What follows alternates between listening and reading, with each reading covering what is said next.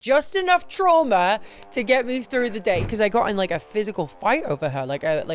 I headbutted this chick. Hey, look at this. Oh, Paige hooks the leg off the Paige shoulder. She did it. This is actually AJ's figure, right? But they just put my clothing on top of it. He was like, save it for Raw after WrestleMania. And that was in New Orleans, and that's where I debuted, and that's why I wanted to retire there. But he gave me the opportunity on the biggest Raw of the year to be able to say goodbye. And I was so thankful for that. How are you feeling being so close to the release of your book? Dude, it's bonkers. It's really bonkers. And like they give you like numbers and stuff of how much you've been doing and how much you saw, and you have to hit like a certain number to be New York Times bestseller. So it's like, it feels really intimidating, especially because you're just like, when it's pre-sale, a lot of people will buy it, but like they're more prone to buy it once it's actually out there. Right. So like it's just the big countdown now. So it's like it's scary, and I hope it does well. Oh, I'm sure it's gonna crush.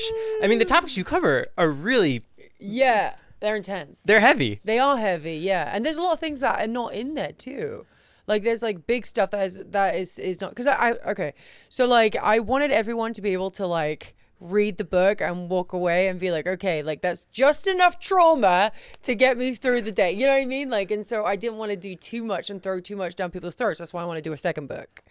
So yeah, I want to do a part 2 of it, especially now at this stage of my life as well. There's just a lot going on, you know, non-wrestling related. So yeah. Was it hard deciphering what you wanted to put into this? Because this is the beginning. Yeah. So like, how'd you figure out what to put in for this one? So I wanted to put in everything that people love to talk about online. So like I was like, okay, I'm going to tell my side of the story of those things.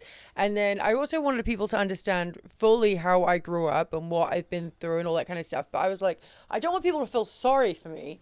I want people to, I always say, just be inspired by it, to know like, yeah, she went through shit.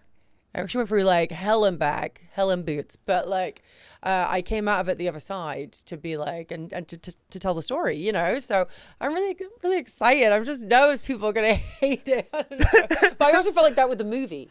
So I didn't see the movie, but I was like, there's no way someone's going to want to watch a movie about me. Like, that's crazy. I'm like, you know, at the time I was 21 when Dwayne told me, but I was just like, there's no way someone's going to care that much about the movie. But then MGM jumped on, and then, Film 4 jumped on, and Lionsgate jumped on, and everyone was like, this is great. And then it ended up being the #1 movie in the UK, and then in the top like 5 or 4 within America too. So I was like, oh my God, it did really well. So hopefully this does well too. Yeah. I mean, you just finished the audio version of the book. I did. Yeah. What is it like having all those words like written out? Everything is fleshed out, but now you have to recite it, and this is what people are actually going to hear. Oh my gosh, it's really hard. First of all, it's hard to even write the book. It took 2 years to write the book. Oh, wow. Yeah, it was a lot. And then I had to obviously rewrite it after a year. And then it was just a lot. And there was a lot of bodies involved because I wanted everyone to tell their side of everything. You know, I wanted it to be as accurate like as possible, because obviously I have my truth and then someone has their truth. And, you know, like it's a lot of work. And then to remember everything is crazy. So then to then read it, oh my God. And there's a couple of things that are quite traumatic. So like having to, and I haven't spoken about until this book. So like, yeah, having to like say those things out loud, especially in like a studio with people that don't know you and stuff. I'm just like, this is my book, just full of trauma. Was there anyone that you had to give a heads up to about what was coming out in the book? No. I also don't care.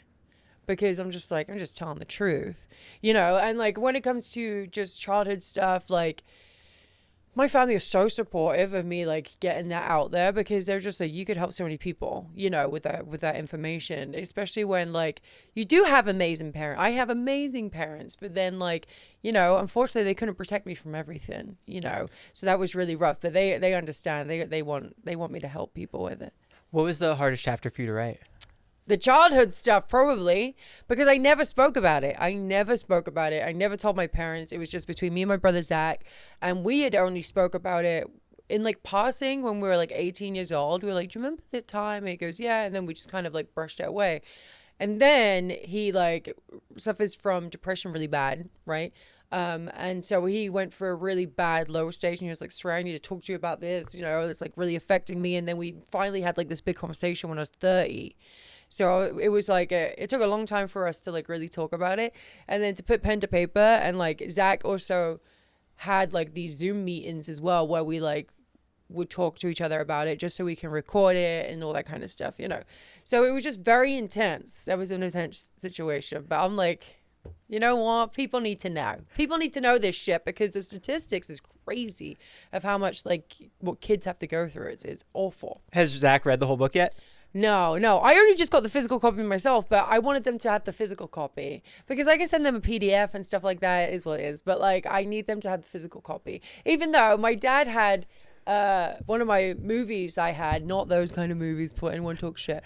No, I'm talking about it was Scooby-Doo that I did Scooby-Doo, and I gave it to him, and he hasn't watched it, but he does use it as a coffee coaster. You're always I there. love it, yeah. I'm not even mad at that. That's great. So that's your second time in the vocal booth now. Yeah. Oh my God, yeah.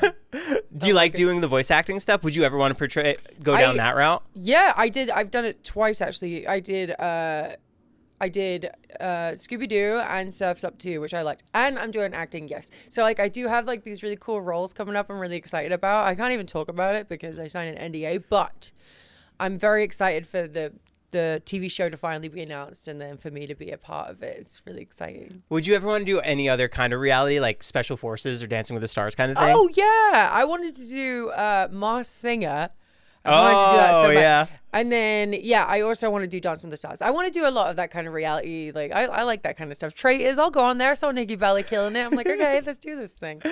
Would you ever want to do more traditional acting as well? Yeah. That's what I mean. I have roles coming up, actual acting roles, and I'm really, really excited about that. So, yeah, movies, TV shows, reality, everything. I'm just excited. If someone isn't a fan of wrestling or possibly even a fan of you and they're going to read Hell in Boots, what do you think that they would take from the entire memoir?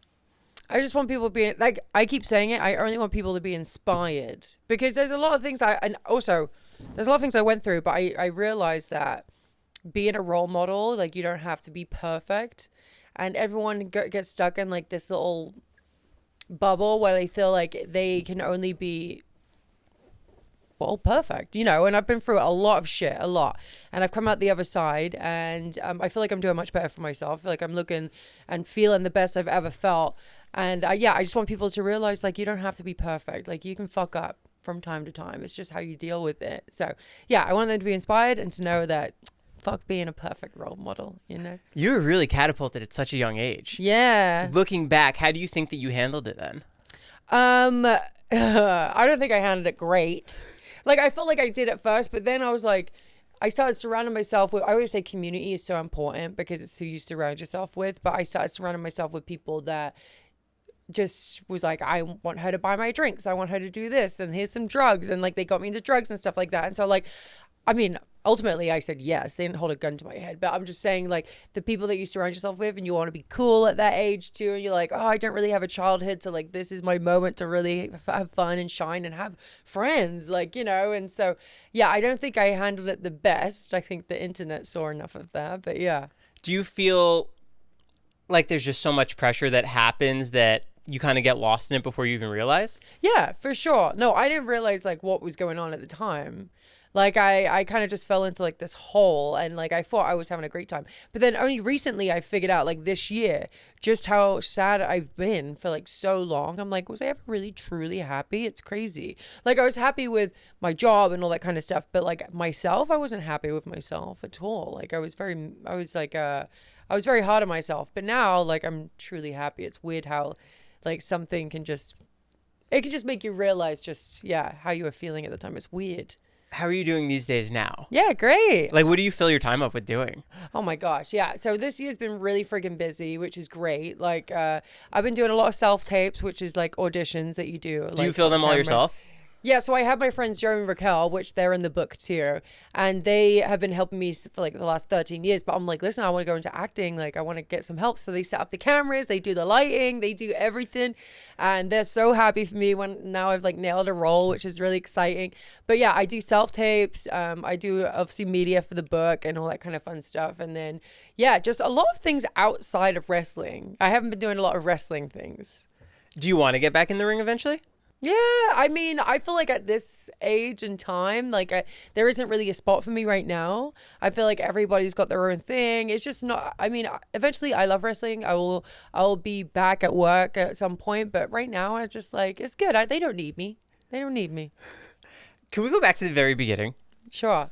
When did you first find the love of wrestling? Like your first performance? Were you attracted to it right away? No. So like my whole family wrestle, and my dad would run shows. His company was called WAW, and I was always like rebelling against that. I was like, no. Like you want no part in it? No. I was like, I want to be like a vet or a zoologist. You know, I loved wrestling, but I wasn't going to be a part of it. And then one day my dad was like, one of the girls didn't turn up. You have to fill in. And I already knew some moves. I grew up in wrestling. Of course, I know something, you know. And so, like, I just went in the match, got a concussion, and fell in love with it. It was just, and my brother wrestled as the Pink Power Ranger. He dressed up like a girl, wore a mask, because I was, like, so uncomfortable. And I was like, I don't feel comfortable wrestling anybody else. So, like, Zach was thrown in there dressed as a girl, and, like, I wrestled him. Like, for whatever they needed me in the match, like, I wrestled him. So, it's pretty true to the movie. Yeah. No, it is. Like, the thing is that the movie's toned down. It has to be family friendly. So my book is like the not family friendly version, but they did an amazing job on the movie. They did. Stephen Merchant was amazing. He threw himself, like immersed himself in the wrestling world. He went over to England, spent time with my family, like spent time with me, like went to NXT. Like he was working really hard to make sure this movie was good and the script was good, and he nailed it. He did an amazing job. What was Florence Pugh's reaction to wrestling in general? Like, did she have any idea of the full... Her first scene was the end of the movie scene where she's walking out on the ramp. It was in LA. It was called the Staples Center, but she walked down the ramp. I remember her texting me beforehand. She was like, what do I do? Like, she was like, I've never done this before. And I was like, this is literally like, this is acting. You're acting. Instead, you're doing it in front of a live audience, right? And I was like, once you walk out, you're going to feel like they're not even there. Just focus on Thea, who's in the ring, and you'll be good. And she was just like, okay, shit. But that was her first day acting for the movie, where she had to go in the ring in front of like however many, like tens of thousands of people, like all not knowing what the fuck is going on or who she is. And Dwayne had just like made sure that they were all warmed up for her and stuff like that. But yeah, that was like, she said that was very intense. And she was like, I was on the mat and some kids screaming at me. And she was like, I don't know what's going on. I'm like, yeah, welcome to wrestling, you know? And then actually sitting next to her when the movie came out, we went to Sundance Film Festival, and she was sitting like right next to me, and she was like sinking lower and lower into her chair, and I was like, are you good? She was just like, listen, I usually do movies about people who are dead, like, and now I have to watch this movie back. I'm playing you while sitting next to you. She was like, it feels really weird. And I was like, no, she killed it. Yeah, are there some kind of nerves for you too? Because like this is your story that exactly you're still alive seeing this. Yeah, no, I just thought it wasn't gonna do well. I like, not that it was a bad movie, but I was like, I felt like no one really gave a shit about me enough to like want to go see this movie, but it ended up doing extremely bloody well. I just watched it again. It holds up. It was a great movie. It really is a great movie. I'm really proud of it. And like getting to watch it, like Stephen Merchant came to NXT and I was like training for my comeback, and he was like, all right, you want to watch the movie? And I'm just like, yeah, I'd love to. And so like, I was in like one of the offices in NXT, and he played it for me, but like it was floor to ceiling windows and like frosted, and he's so tall that he like is above like the frosted part of the window, so he keeps like peeking over and like seeing my reaction. And then after I watched it, I was just crying so much. I'm like, I have no idea what I just watched. I'm crying the whole time. I just remember the opening scene being so like realistic to how my house was in the UK. Like just burst into tears and was like, I cannot believe this movie is happening. Like this is crazy. And so I cried the whole time. And then one of the ladies in the WWE, the movie offices that we have in town, the studios, she brought it to my house, and then I could fully watch it properly. And I was like, holy crap, this is really good. Is there like a crazy relief once it's out there? Yeah, for sure. Like, just like I was obviously going through a lot during the production of it, and I thought the movie was not even going to come out because of like how crazy I was being, and it stopped for a second. So I was like, fuck, I just ruined this from like me being crazy, you know. When it stopped for a second, like there was a possibility of it actually being canned? Yeah, that's what, like at least from my perspective, because they stopped because they were worried about me and like all the drugs I was taking, and like everyone thought I was going to die, you know. And so like then it like went back into production again. Obviously, when I came back, I went back to WWE. They helped me a bunch. They got me like counseling, which is great. Got me therapists. Like they really took care of me, which is great. And they helped me get sober, which fuck yeah. Great. Yeah. What was the most accurate part of the movie, you think? Besides your house, like, was the Performance Center the training? No, the Performance Center was not how it looks. That's what it looks like now. But when I first got up there, it did not look like that. It was just like the small little building, dusty, like crusty. It was great. I loved it because it reminded me from like home, you know? It was just like very nostalgic and very small. And you just expect it to be this big, marvelous thing like NXT is now. But it was not that whatsoever. No, we weren't throwing, we weren't on the beach like tossing fucking tires and shit like that. It wasn't like that. But I mean, like, it was accurate to the point where, I mean, it was all accurate. The only thing that wasn't accurate, sorry, just headbutt your mic. The only thing that wasn't accurate was Zach meeting Dwayne Johnson. Like, where he's like in the scene where he's like they're talking before, like talking like they're rejects from Harry Potter. Where like The Rock is cutting a promo on us. So Zach hasn't actually met him before. So like that scene was like put in because they probably felt like at the time it needed Dwayne to be in it, which is great. Thank you for doing that for us. So that's the only thing that wasn't accurate. But the movie did good either way. Crazy. What do you ever think about, like, the smaller crowds? Do you ever reminisce about that? Do you miss those days? Yeah. No. Yeah. Like where there's not too much eyes on you. Yeah, I miss those days. I miss the days where, like, people don't say my name on the internet to get clicks. That would be great. Like, I miss the days where people didn't really know who I was in the wrestling world. But I'm grateful for what I have now. It comes with the territory, of course. It's just like people have an opinion these days, and everyone thinks their opinion is right. And it's usually really freaking mean. And so I'll have to just delete social media off my phone altogether just to avoid it. So yeah. Post and ghost. Post and ghost, exactly. That's exactly what I do. What is it like having to, I guess, rebrand to Paige and then rebrand again, going from two different organizations? Do you feel like you need to create a whole new identity, or are you kind of just bringing the past with you? Yeah, no, I felt like I did have to create something a little bit different. Nothing too crazy, but I couldn't be too much like Paige. But I miss Paige. I do miss Paige. I love the character I built with her.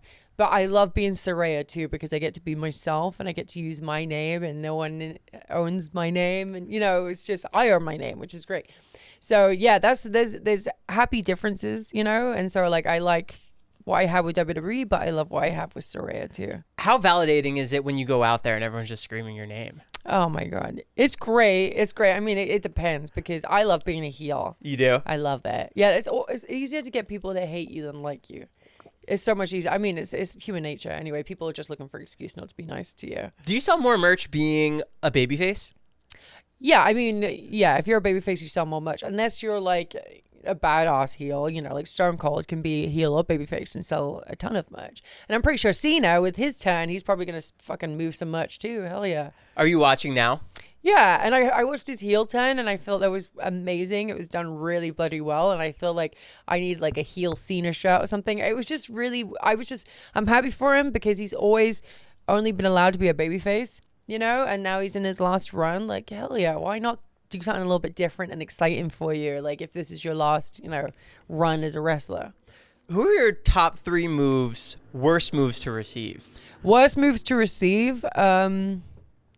Well, first of all, I hate chops. It's not even like, well, it is kind of a move, but it's just literally like a slap. Just straight. Oh, God, it hurts so bad. And taking kendo sticks, they suck. Kendo sticks, like specifically to the back or anywhere? Anywhere, dude. They hurt like fuck. And then, actual moves, I don't know. Like, everyone's like pretty safe. The only time a move has ever really hurt was when Charlotte was doing like the figure 4 or the figure 8 to me. And then she like rolls out of the ring and I'm like dangling there and like the shins, we were rubbing shins and it hurt so bad. I was like, oh my god, like I'm trying not to tap right now, but like for real tap, like this sucks. But like in the ring it's fine. It was just like the way we maneuvered, like so she's hanging out the ring, so it was just rubbing together. It was so painful. I actually had this one move. It was like early on in my career. I was doing live events, and do you remember Layla? She was with a tag team partner for Michelle McCool. Do you know Michelle McCool? Yeah. She was like her old tag team partner, right?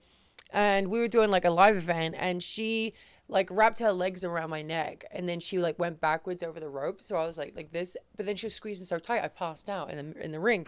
So like I passed out for a second because I was like, Jesus, she squeezed so hard. And then I came to, but I was like, holy crap! I had to tell her, I was like, bitch, you made me like pass out. Did you watch a lot as a kid?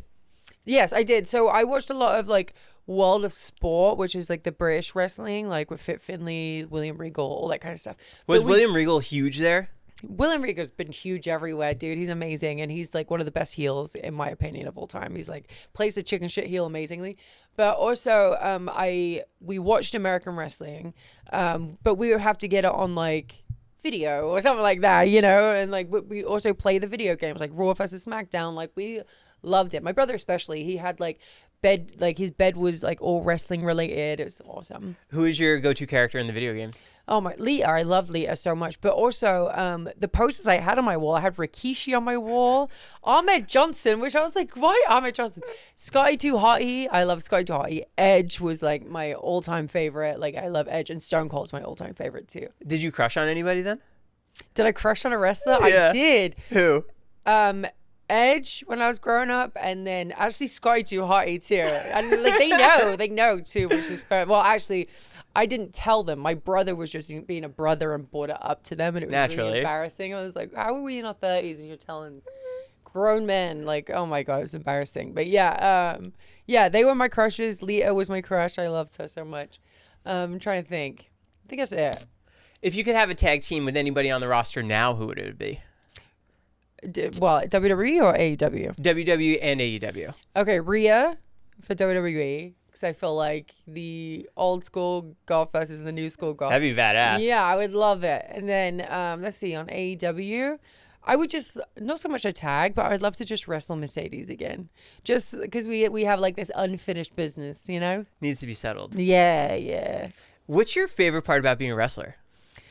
Oh my gosh, I love. I hate the travel. The travel sucks. Like the flights, the drives to the venue. The drives. Like we don't really get to like enjoy the places that we're in.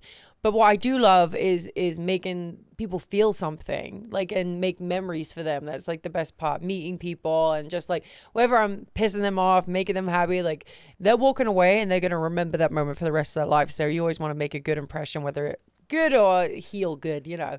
But yeah, that's the best part, is making people feel something. You have great moments talking to the crowd when you're just walking around. Oh, I love it, dude. I go off around the crowd. I get so like, I get bored on the outside, so I just start screaming. And yeah, but then it's good because people will record it and then they'll put it on TikTok and it'll go viral. And they're just like, they call it the Saraya Lore, Lore. I was like, that makes sense. Yeah, I'd be like ripping people's signs and like being just, I have no decorum. What do you think the general public doesn't realize about life of a lady wrestler? I mean, we have to deal with a lot of shit for being female wrestlers in general. Like people not taking us as seriously. Like it's got a lot better over the years, but like we do have to fight and claw our way to like get what we want, you know, which is really difficult. And then just the some male fans can be really creepy. They can be really creepy and they feel like they know you or that you're their girlfriend, and like they can be so like inappropriate to us on like a daily basis. It's really creepy. So yeah, we have to deal with a lot when it comes to being just a female. And I feel like that's in any field. It's not just female wrestlers, it's anywhere. Like if you're a female in the streets, you're gonna get fucking whistled at, fucking barked at, whatever the case may be. But like yeah, when you're in the ring, yeah, people just, they treat you like your meat rather than anything. You are a huge reason for the women's revolution. Yeah, that's what people tell me. But like, you know, it's arguable because a lot of people think maybe it's a 4 horsewomen, but I like to say it's we lit the match, right? And I think me, AJ, Emma, and the Bellas lit the match. And like, again, things were happening before us. Like you had Bull Nakano, you had Alundra Blaze, you had Trish and Lita main event in, you had Michelle McCool and Beth Phoenix. Like you had wrestlers that were grinding and trying to get women taken seriously. And then it just needed someone to pretty much just like kick down that door. And I feel like it definitely helped with NXT, with Hunter kind of taking over, letting us wrestle the way we want to wrestle. And then getting up on the main roster, I mean, they gave us like a certain amount of time. And then we're just like, okay. And then they cut the time down. So it was like maybe not even 2 minutes with entrance and exit. And so me, Emma, and the Bellas, we were just like, fuck this. Like, we have 2 minutes to do, like, try and tell a story. This is ridiculous. Like, we can't do that. So we decided we were going to go in there and give them, like, 10 seconds, right? And the fans could see how frustrated we were. And so, like, they end up, Fit, who was our producer, didn't know we were going to do that. So he came back and he was like, what the fuck just happened? You have, like, a minute and a half left. And we're like, oh, well, you know. And we got in a little bit of trouble, but it didn't last long because the fans came about and they did the Give Divas a Chance trend, and it trended for like 3 days, and it really fucking helped us.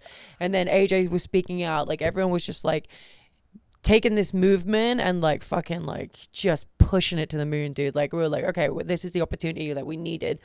And so it kind of, with the fans behind us, it kind of like made Vince open his eyes and be like, okay, people want to see female wrestlers. All right, let's do this, you know. And then with that, they bring up the girls, you know, so that's where the 4 horsewomen came in, and like they end up having crazy matches and stuff. But like it definitely took us 5 like really grinding to make that happen, and the fans to make it happen. That must have been so rewarding to actually. It was, yeah. Like by the people forcing it to happen. Yeah, like it's just the fans were like a big catalyst in it. If they didn't do that, maybe we would just got punished and that was it. But like the fans helped us big time with that. Like we were so thankful to them. Like, give Divas a chance. Hell yeah, give us a chance. And you know, we grabbed that brass ring and we ran with it. Give Divas a chance. Bring back Total Divas. Who knows? I love Total Divas. I loved it. I mean, if I was to go back on there now, I wouldn't be like, I've been sober for 6 years. So like, I wouldn't be the partier girl that I was back then. I was quite young though, you know. What would the vibe be nowadays? Oh my God. Are you an LA girlie? I am. I live here. But I like do. Pilates, like have you converted? No, I like my privacy. I like to I don't really go out unless I'm working. I like to drink my tea in my house, British tea. Like I don't do very much. I have my animals, of course. We all like have dogs in LA, of course. But like, yeah, I'm not a big LA girly, but I do love LA. I love it. When you did move here to the States, were there any big culture shocks for you of like, oh, I can't believe this is how they live? I mean, everything was bigger. Everything's much bigger than England. Like just the roads, the cars, everything. And, you know, with WWE back then, it's different now. They didn't get me a hotel when I first got here. They didn't get me any of those things. What they did do. So luckily I had my friend Lexi 5, who is a female promoter over here. And I've been wrestling over here for like Shimmer and like these, and slamming ladies and like doing like indies over here. And so I met Lexi through that. And I was like, listen, I'm coming over and I don't know what I'm doing. Like, I don't know where I start. Like how do I get an apartment? Like, I don't know any of these things. I'm like 19 years old, you know. And so she took me in for 2 weeks. She got me a bank account, my social security. She found me an apartment. She found me like a furniture store that I can get stuff like renter's insurance, like everything that I needed. And I'm like, I had no idea where to even start. So I was very fortunate that I knew someone over here that helped me big time. Because you're on a visa in Florida, right? Yes. I mean, the visa was for everywhere. Oh. But yeah, I had a P1 visa and like they got it, but then I had to pay for it. So I'd pay it out of my check every, you know. And then I got moved to an O1 visa, and now I'm on my green card. Yeah, they were great. WWE, before like, you know, me and them split ways, they got my green card for me, which was really nice. That's great. Great guys. What was the Performance Center like then? Well, which one? Are we talking about the first one or the Let's do the second one. The second one. The second one's amazing. Like, again, Hunter kind of took the reins on NXT, or FCW it was, and then he changed it to NXT. And then he was like, this needs to be a place where, like, people are impressed when they walk in, you know? Like, this is, like, a huge company. So that was just an idea of his, like, we need to step this. This is him. Like, the whole of NXT was because of him. And so he was like, all right, like, let's move into, like, this massive warehouse, you know, and it's beautiful. I mean, it's state of the art everywhere. And it's like the kind of place you would go to and be like, hell yeah, this is WWE. Like, you know, like they have a bunch of rings. They have a gummy ring, like, you know, where people who do high flying can practice. They have a gym in there. They have promo rooms. They have a whole office, obviously, for all the trainees and trainers and stuff like that. Like locker rooms, like a little lounge for everyone to chill in. Like they have everything. It's really impressive. Like, and I believe they do tours in there. So like if you're ever in Florida and want to do a tour there, you'd be impressed for sure. Okay. What is like the worst thing that you don't like doing? Like, do you not like getting on the turnbuckle and jumping off of it? Oh, I'm not Out a into the flyer. crowd? No, I'm not a flyer. I'm more of a catcher rather than flyer. Like, I used to do that when I was younger because I was wrestling guys. But a lot of the women are a lot shorter and smaller than me. So I'm the one that has to, like, base for them. And I prefer it that way. Like, I'm not one to want to get off my feet very often. Like, I'll do ground and pound and kicks and punches and stuff like that. But anything too, like, I love to take bumps. Anything off the top rope, I'm like, it makes me a little nervous. Do you get nervous on the mic ever? Yeah. Like the second week that I came back to AEW, I thought I'd made a huge mistake coming back to wrestling because of it. Because I just didn't know what to say. Like, and they don't give you a script in AEW. So I'm like, why am I here? Like, and I didn't know I was cleared by them fully. And I didn't know what I was going to be doing. So I was just like, what am I going to fucking say to these people? And I shit the bed. It was such a bad promo, and I just did an awful job. It was 5 years I've been out, and I wasn't used to being in front of a crowd again. And so I was terrified. And I said it on the mic. I was like, I'm so sorry, you guys. I'm so nervous. And I'm like, I was just honest with them, you know? And I just got eaten alive. I really did. And I was like, wow, I've made a mistake coming back. I've made a mistake. And so I got nervous every time I got on the mic. And then I got more comfortable again. Once I'm comfortable, I'm good. But it took me a minute to get reacquainted with the promo. When you first found out you were cleared, were you shocked? Yes. Well, I never thought I'd wrestle again. So, like, I did the MRI and X-ray and a CT with a doctor. Like, it's not just any doctor, dude. This doctor was doing, like, clients like Adele and friggin', like, these massive celebrities. So, I know he's not going to clear me unless I'm really, like, good to go. Right. So, and I wanted to do someone that was outside of wrestling so there's no bias there, you know? And so I was like, I want to go to this doctor. I want to make sure I'm okay. And then, yeah, all the fluid was back in my neck again. I couldn't believe it because How? I don't know. I like to think it's because of my healthy living and taking care of myself that like kind of like helped regenerate that fluid back. I don't know. I like to think it's like that, or I'm just fucking Wonder Woman. It is what it is. But I was never supposed to come back. I'll take that too. But yeah, I was really impressed, and I was cried my eyes out. And then I text Mercedes, and she was one of the first people I text, and was like, "I'm back wrestling again now. Like, you don't have to be sad anymore," because she was having a really rough time mentally for a long time. Because it's rough ending someone's career, you know. And it's by accident. It wasn't done purposely. So I wanted to like tell her like, "Hey, we're all good. I'm back wrestling. Like, this is crazy." And I just cried my eyes out. When you first found out that you would never wrestle again, what did that feel like was being taken from you? So luckily, at this point in my life, that was my beginning of my sober journey. And was that a personal decision as well, or did the injury begin that? No. It was a personal decision because I was drinking and doing drugs, and it wasn't good for me. I was a menace. I was online, I was constantly online, like doing controversial shit, fucking swing. I was fighting. I was doing some crazy shit. So it was good for me not to drink, and it became an addiction too, and it's not good. So I had already started getting sober with the help from WWE, and then 6 weeks into me coming back. From my first injury, I got kicked in the neck, and I knew it was over. Like, I remember laying in the ring and just being like, okay, this is it. And I'm thankful that I wasn't in the same mindset I was 6 months prior to that, because it would have been a downward spiral.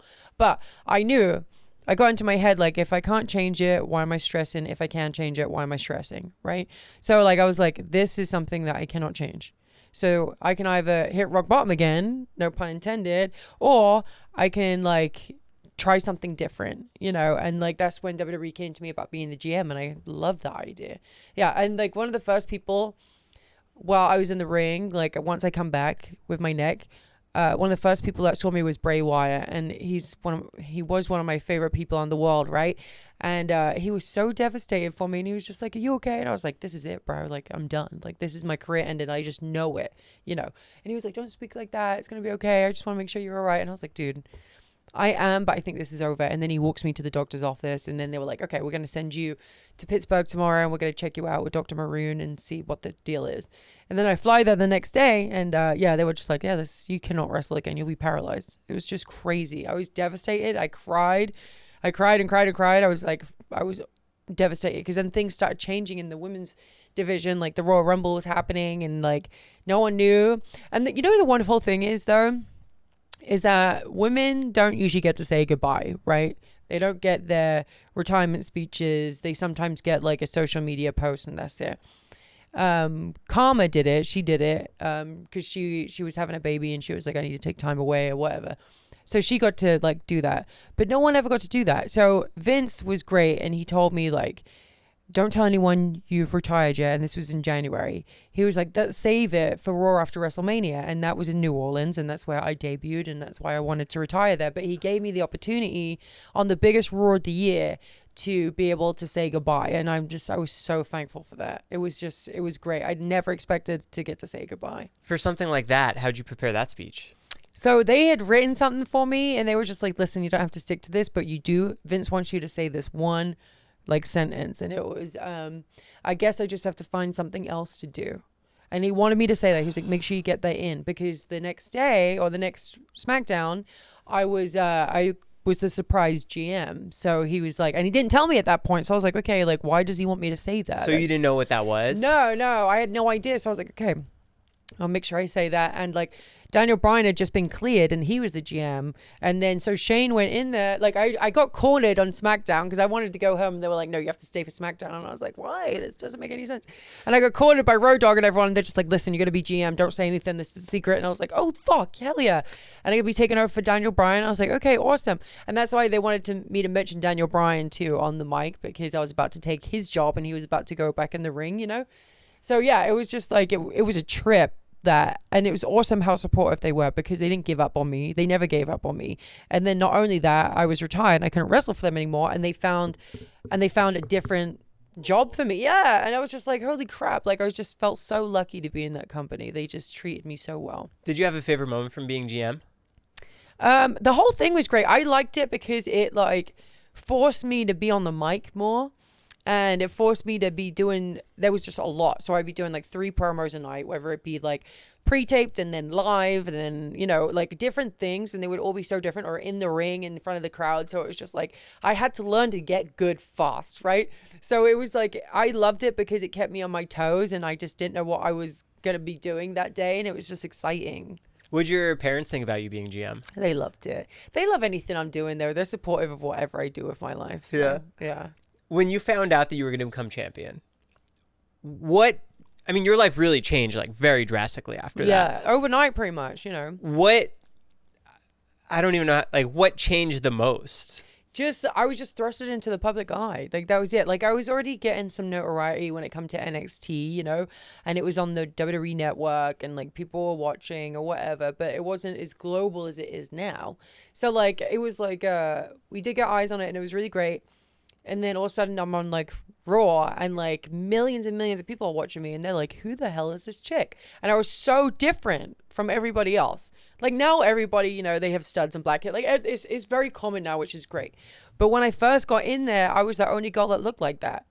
And so it was like everyone was very intrigued by me. And like whether they loved me or hate me, they were intrigued by me. So there was just a lot of like eyes on me and a lot of comments about me. It was just a lot. It was a lot. And then not only that, I was the champion, so I became the face of the company, of the female division, you know, overnight. It was just a lot to process. Is that all on social media chatter and blogs and websites? Everywhere. Yeah, everywhere. Like fans in person. Like it just. How did they start treating you differently than the day before? Yeah. Well, I was the champ and I was like on top of the world by then. So like everyone was very nice. Everyone was very nice. Like, fans, like some loved it, some hated it, because obviously AJ has such a passionate fan base. And so a lot of her fans were not happy that I came in and took the championship. But, you know, and then we end up doing like the frenemies thing. We end up tagging together and it was so much fun. Yeah. Do you have a favorite in-ring moment of your career? Oh my gosh, winning the championship, so like definitely one of them. So any kind of championship, whether it be AEW, WWE, NXT, all of them, amazing. I'm trying to think of like, I really enjoyed my time with AJ. I feel like we had such a fun time. I've enjoyed my time with Harley, Cameron, Danny. We have a lot of fun there too. Like Tony Storm, Ruby, like there's so many different moments. Like I can't really narrow it down. Like I've had fun, which is great. And not a lot of people can say that most of their career they've had a good time. What does your training regimen look like? Nowadays? Yeah. Are you just hanging? Oh my God. I'm chilling, dude. I need to be back. I do eat healthy. That's what I do. I don't drink and all that kind of stuff. What is healthy for you? So I just eat a lot cleaner. Like I love eating my salads. I like eating just like clean meat. Like I eat salmon and chicken and all that kind of stuff. Like, do you count macros? No, I'm not like that. But I just eat healthy. That's all. Like if I'll only order healthy food and stuff like that, like I'll only make healthier food, you know. But I do like to have a little cheeky pizza though. I love pizza so much. So like once a week I'll order from Marco's. I love it. Marco's? Yeah, I love Marco's. Oh, wow. Okay, I have to go. Yeah, it's so good. Do you ever do Prince Street?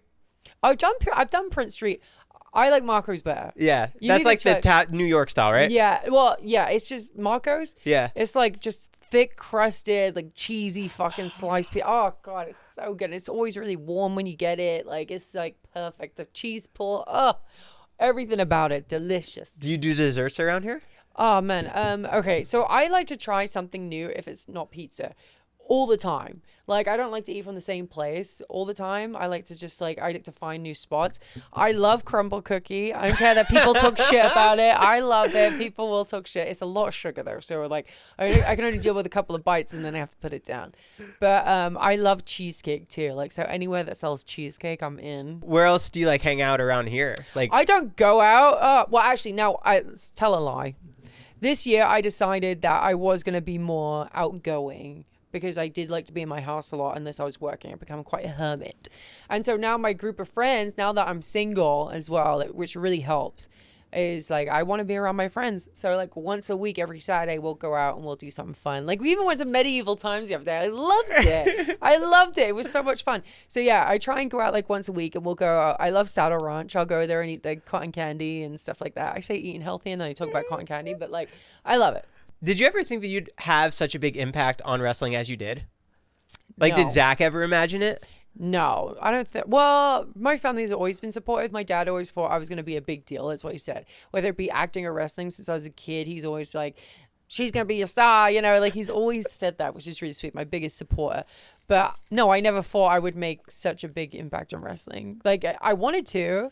But I come at a time where women's wrestling wasn't taken as seriously, and it was a little more difficult to like, you know, it was hard. It was very hard to be a female wrestler when I first came in. So the fact that we started something so special that kind of like snowballed, and it started from me and like these other, it's just incredible. It's incredible. Did you feel isolated being the only one that looked how you did?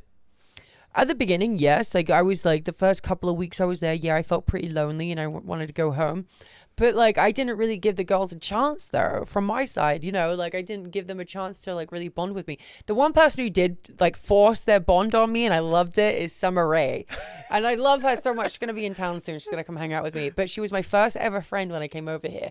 And she was just great. And she didn't care like what I looked like or if I was kind of like pushing her away. She was like, no, I'm going to be your friend. You know, she was just great. She was amazing. And like, then I became friends with a lot of people, but I just had to be able to be open to that. I was just a little bit too scared and timid at the beginning.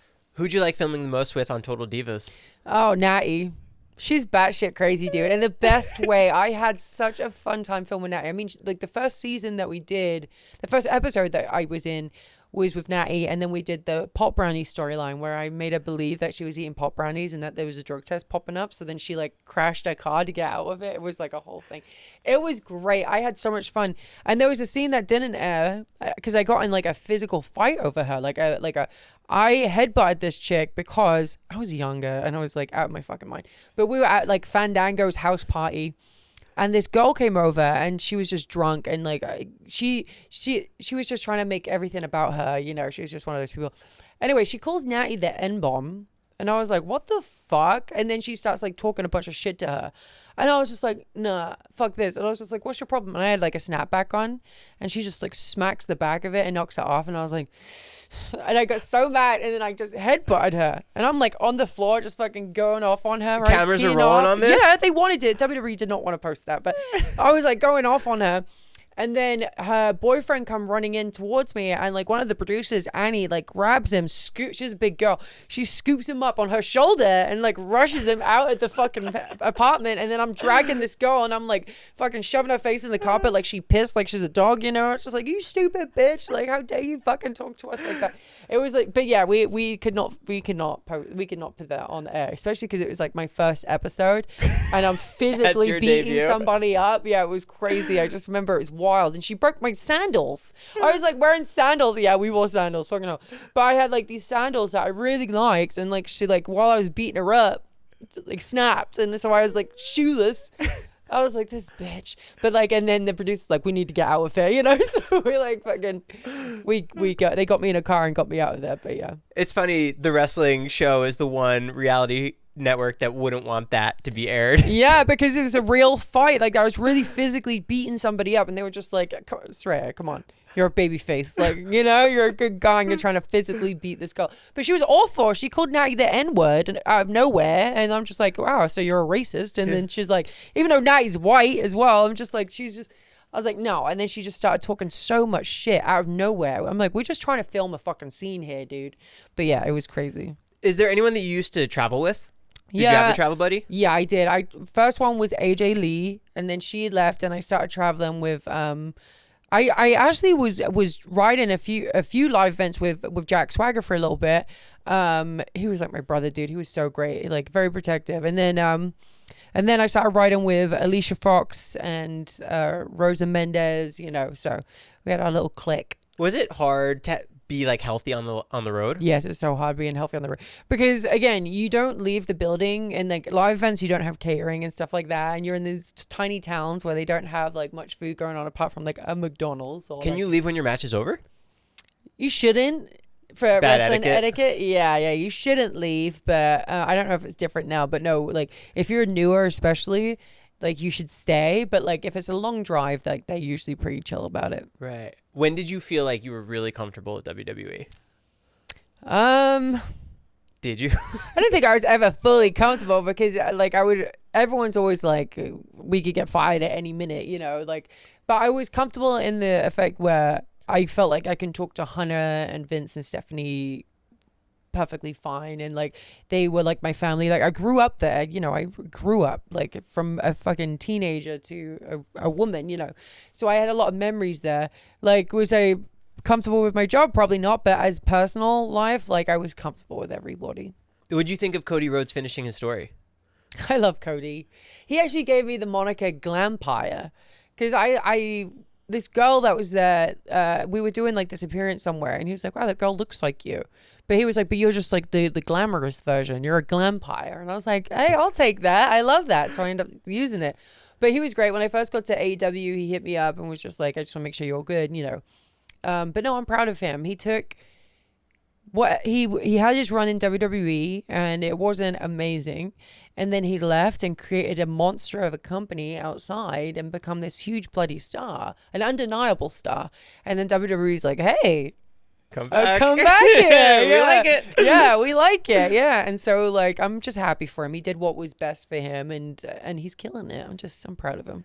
Was there any kind of like notice when you got your first action figure or when you're in the video game for the first time? Yeah, actually my first t-shirt was like one of the catalyst reasons of why I got brought up on the main roster. So I got this t-shirt and it was Think Again, and I didn't know what the heck that meant.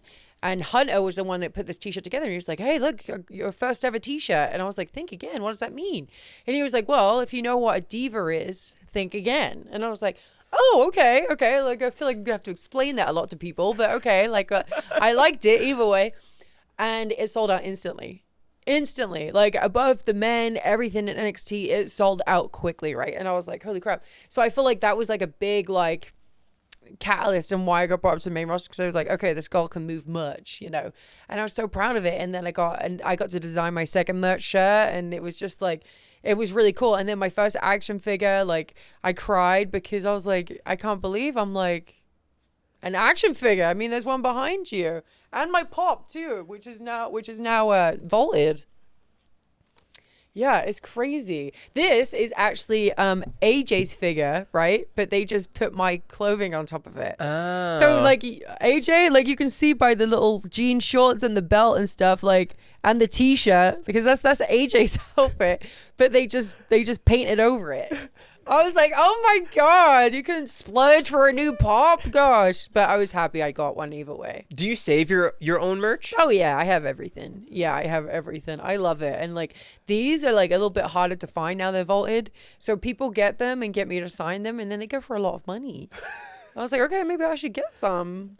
What does like this memory come to you? Like, did you go get scanned for this? Yeah, I got scanned. I've only been scanned once though, so they kind of just use the same build every single time. And it was a trip because you have like hundreds of cameras around you because they need to get every part of your body, like every motion, every like movement, and then the voiceovers too. Like you're just in this tiny closet on the road, you know, and they just friggin' shove like a bunch of pillows up there, and they're just like, all right, scream a little bit, like, you know. It was just like it's crazy, and it was really cool. I just I don't expect to have so many. Actually, I have a lot of action figures, and it's really, really great. And I remember growing up with action figures and the Titantrons and all that kind of stuff.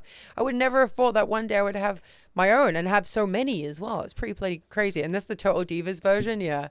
It's As awesome. you push these, do you get like residuals from that kind of stuff? Yeah. And so like, okay, the residuals back then, the percentage that we get from WWE wasn't great, but I was still earning a lot of money because the merch was moving. I had a lot.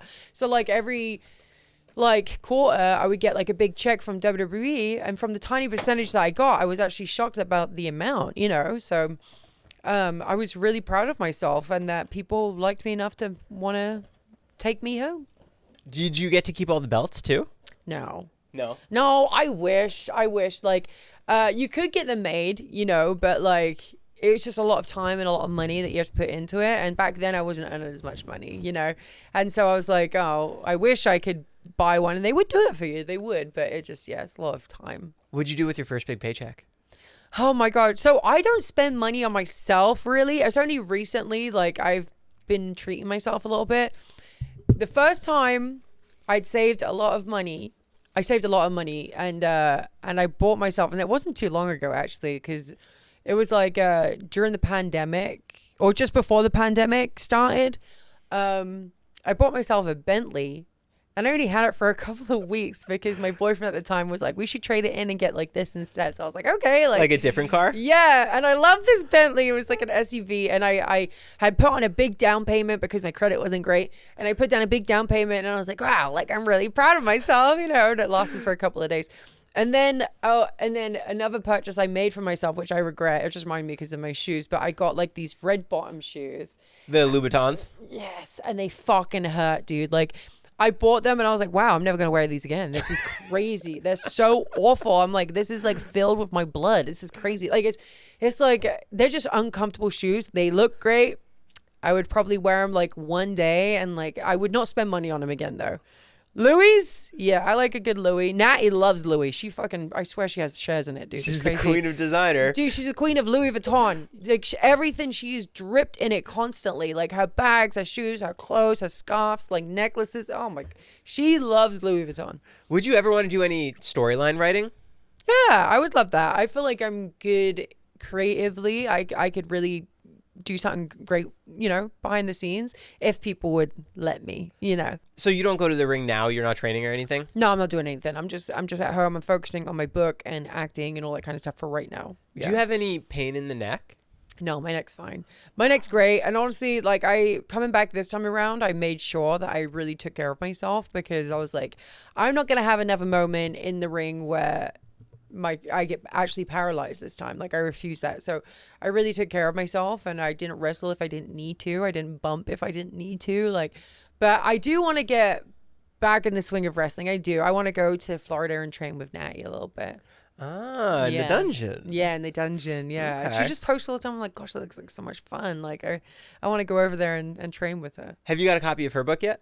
Not yet. Well, she only just announced it. Oh, right. Okay. Yeah, so I don't think she even has a copy of it yet. But like, but I'm really excited though. I'm buying it because she has a lot of stories to tell too. I did a podcast with her like a year ago, and I was like, I feel like you're going to write a book soon. She's like, oh, maybe. And then after we finished, she's like, how'd you know that? Because she just started working on it. Yeah. Yeah. Helen Boots, March 25th. Yeah. All streaming platforms. Yep. Amazon, all everywhere. bookstores. Make sure you get me to the New York Times bestseller, baby. We have to gonna make that happen. happen. We have to make that. Yeah. I'm excited. I hope you guys love it. And I will see you on the other side. Thank you so much for coming by. Thank you. By the way, it's out. That was so good. Yeah. Thank you so much.